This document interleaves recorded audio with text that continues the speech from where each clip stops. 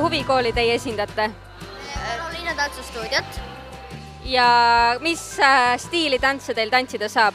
Igasuguseid džäss, contemporary, hip-hopi ja veel balletti ja breiki on ka natuke. No väga palju stiile. Meil on keeled, eesti keel, inglise keel, vene keel Eesti noortele, kunstiring, teatriring. Mis on kõige populaarsemad alad teie huvikoolis? Teatriring ja kunstiring, aga eesti keel vene noortele kindlasti. Mis rahvusest õpilasi teil kõige rohkem õpib?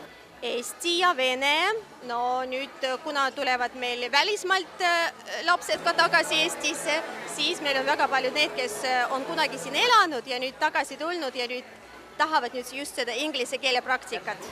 Me oleme Tallinna Loomaaia looduskoolist. Meil on looduskoolis väga palju erinevaid huviringe, väga erinevas vanuses lastele, erinevate teemadega huviringe.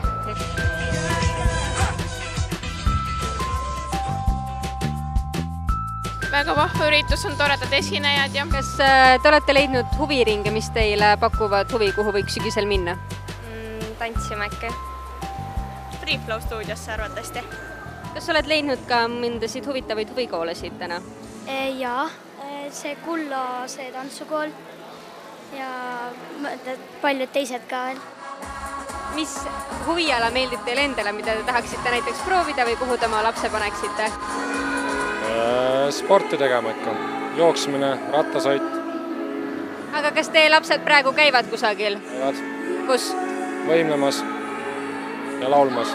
Ja kindlasti mulle meeldivad tantsuga seotud asjad.